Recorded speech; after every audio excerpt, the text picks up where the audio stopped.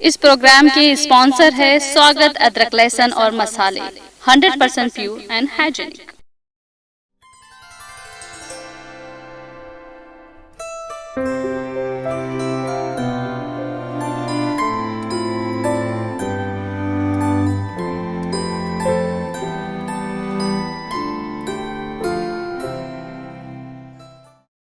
Hello, आदाब, नमस्ते। मैं हूं खैर और आप देख रहे हैं बीबीएन चैनल का प्रोग्राम सितारों की आप बीती।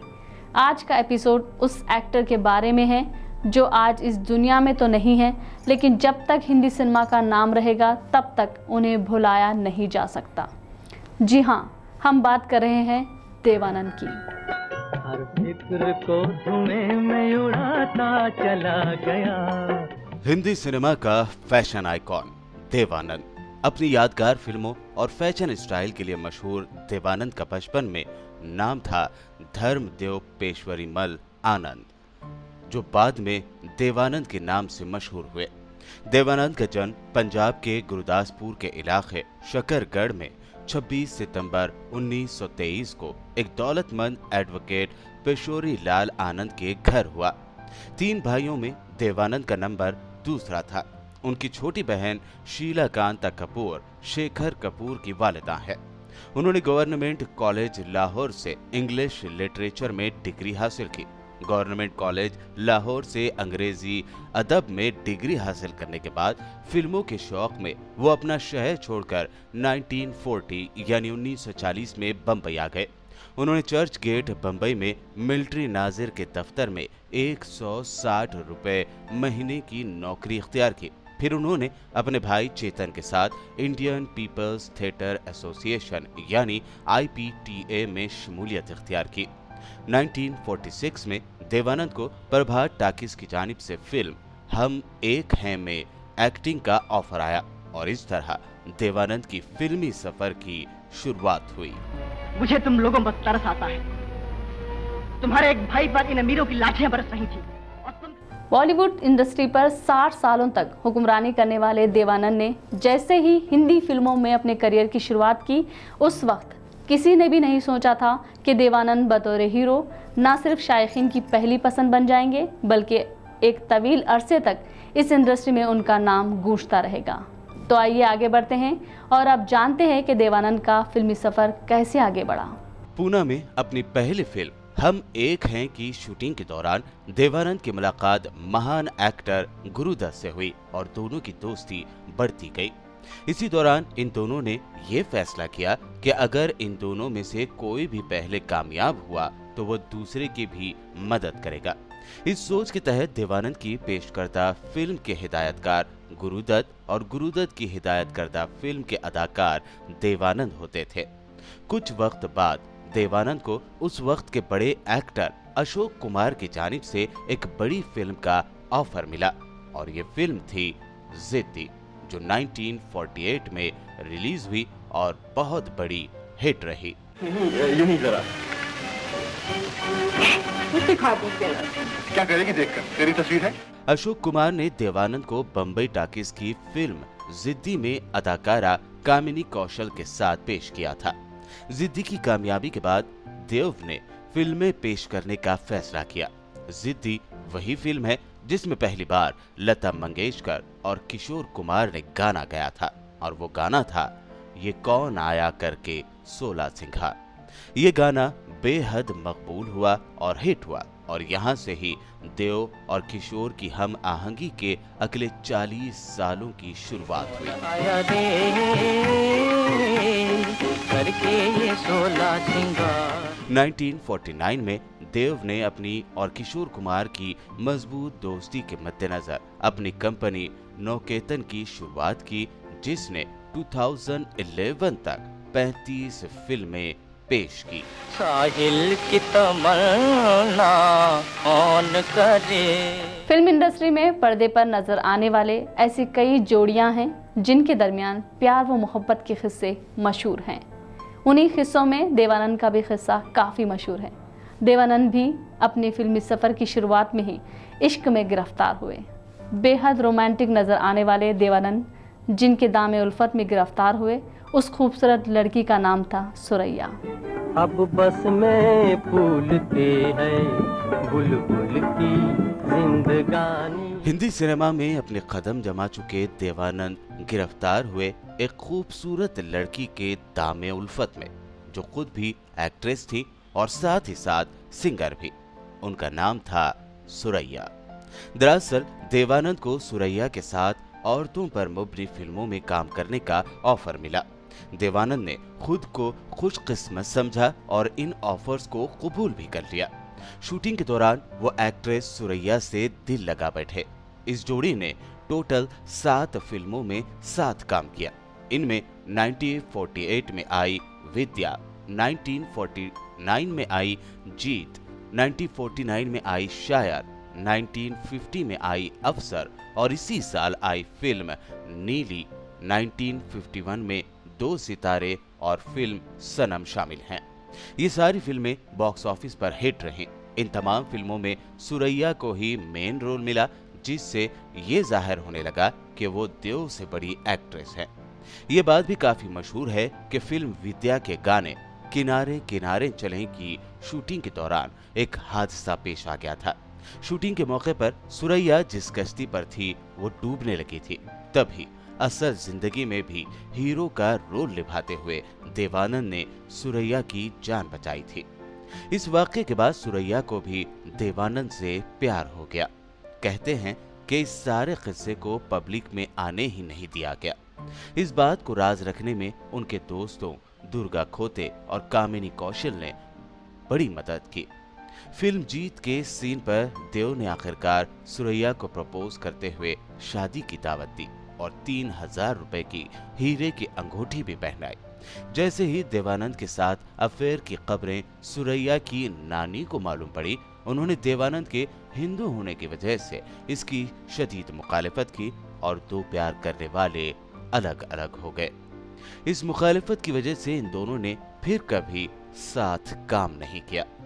देवानंद से सुरैया की मोहब्बत का अंदाजा इस बात से भी लगाया जा सकता है कि सुरैया ने अपनी तमाम उम्र शादी ही नहीं की। दूसरी तरफ इस गम से खुद को निकालने के लिए देवानंद ने अपने आप को फिल्मों में मसरूफ कर लिया और साथ ही साथ एक बड़ी फिल्म की तलाश में लग गए। कहाँ तेरी मंजिल ना कोई दीपक। एक ऐसे वक्त जब प्यार में मिली हार ने देवानंद को मायूस और उदास कर दिया था, तब उन्हें खुद से ही हिम्मत मिली। उन्होंने इस गम और उदासी से निकलने की खातिर अपने आप को फिल्मों में बहुत ज़्यादा मसरूफ़ कर दिया और फिर एक के बाद एक ऐसी हिट फिल्में देते चले गए जो हिंदी सिनेमा में यादगार बन गए। देवानंद ने 1951 में क्राइम पर मुबनी सनसनीखेज फिल्म बाजी गुरुदत्त के डायरेक्शन में बनाई। ये फिल्म जराइम पर मुबनी फिल्मों के लिए मिसाल साबित हुई। ये फिल्म देवानंद और हीरोइन कल्पना कार्तिक की एक्टिंग के लिए माइलस्टोन साबित हुई। इस फिल्म के बाद देवानंद और कल्पना कार्तिक की जोड़ी को कई फिल्मों में साथ काम करने का ऑफर मिला। इन दोनों की जोड़ी ने आंधियां, टैक्सी ड्राइवर, हाउस नंबर 44 और 9-2-11 जैसी पसंदीदा फिल्में थीं। फिल्म टैक्सी ड्राइवर की शूटिंग के दौरान देवानंद कल्पना के करीब आए और उन्होंने कल्पना को शादी के लिए प्रपोज किया।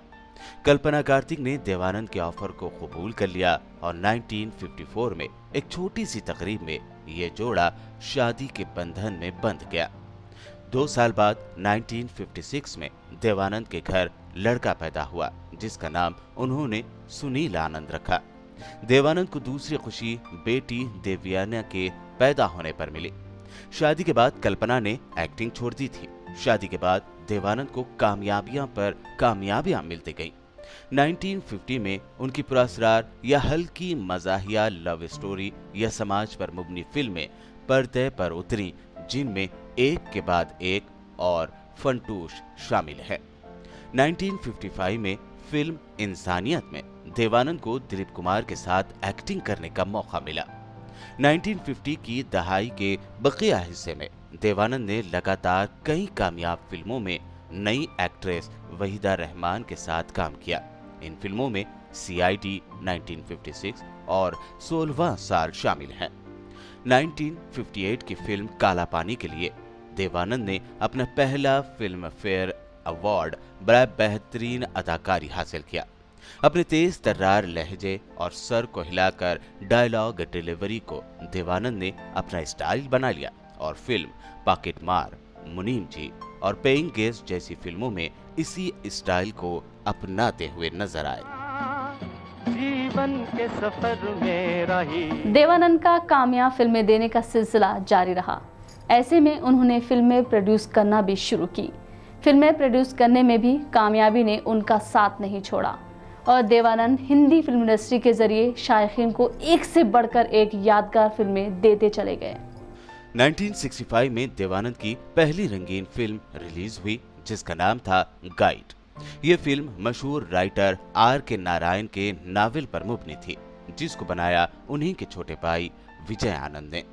इस फिल्म में देवानंद के साथ नजर आई वहीदा रहमान। ये फिल्म देव साहब की बेहतरीन फिल्मों में से एक है जिसके बारे में कहा जाता है कि अब दोबारा गाइड कभी नहीं बन सकती।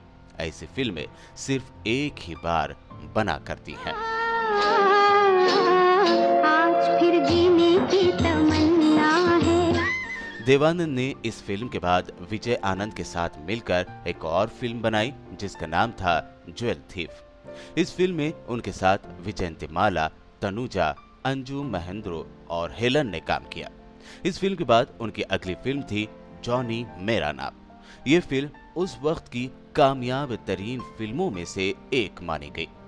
1970 में बतौर डायरेक्टर उनकी पहली फिल्म आई प्रेम पुजारी, जो हिट तो नहीं हुई लेकिन अगले ही साल उनके डायरेक्शन में बनी दूसरी फिल्म हरे रामा हरे कृष्णा ने कामयाबी के झंडे गाड़ दिए। इस फिल्म में उनकी खोज यानी जीनत अमान ने जेनिस नाम की लड़की का रोल अदा किया जो माँ बाप के तनाव से तंग आकर हप्पियों में शामिल हो जाती है। इस फिल्म के बाद उनकी एक और फिल्म तेरे मेरे सपने रिलीज हुई जिसमें उनके साथ थी मुमताज। इस फिल्म को उनके भाई विजय आनंद ने ही डायरेक्ट किया था। जीनत अमान के बाद उनकी नई खोज थी टीना मुनीम जिनके साथ उन्होंने 1978 में फिल्म देश परदेश बनाई जो हिट रही थी। भारतीय फिल्म इंडस्ट्री में देवानंद, राज कपूर और दिलीप कुमार का ऐसा ट्रायंगल बना जिसने इंडस्ट्री पर तवील अरसे तक हुक्मरानी की। ये हुक्मरानी राजेश खन्ना की आमद तक बरकरार रही। देवानंद ने हिंदी फिल्मों के शायकीन को अपनी एक्टिंग और डायरेक्शन के जरिए कई फिल्में दी और उनका दिल बहलाया।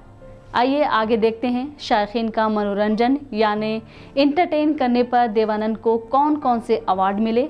साथ ही साथ देखेंगे देवानंद किस तरह हमें और दुनिया को हमेशा हमेशा के लिए छोड़कर चले गए। बॉलीवुड पर 60 सालों तक राज करने वाले देवानंद ने अपने पूरे फिल्मी करियर में 114 फिल्में दी। उन्होंने 2 इंग्लिश फिल्में भी की।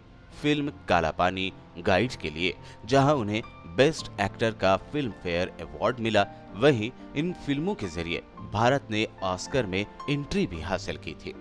देवानंद का हिंदी सिनेमा में योगदान यानी कंट्रीब्यूशन देखते हुए भारतीय हुकूमत ने साल 2001 में उन्हें पद्म भूषण जबकि साल 2002 में दादा साहब फाल्के अवार्ड से नवाजा।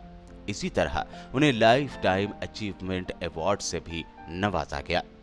अपनी जिंदगी के आखिरी सालों में भी देवानंद फिल्मी दुनिया से जुड़े रहे और फिर आई साल 2011 3 दिसंबर की रात जब देवानंद लंदन की द वॉशिंगटन मेफेयर होटल में थे और 88 साल की उम्र में कार्डियक अरेस्ट की वजह से हिंदी सिनेमा का ये चमकता सितारा हमेशा हमेशा के लिए बुझ गया।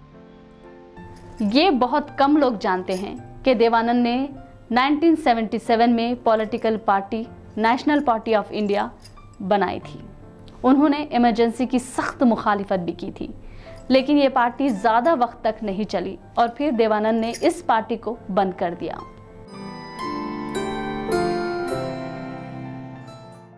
बहरहाल उम्मीद करते हैं कि देवानंद साहब की ज़िंदगी की ये दास्तान आपको ज़रूर पसंद आई होगी।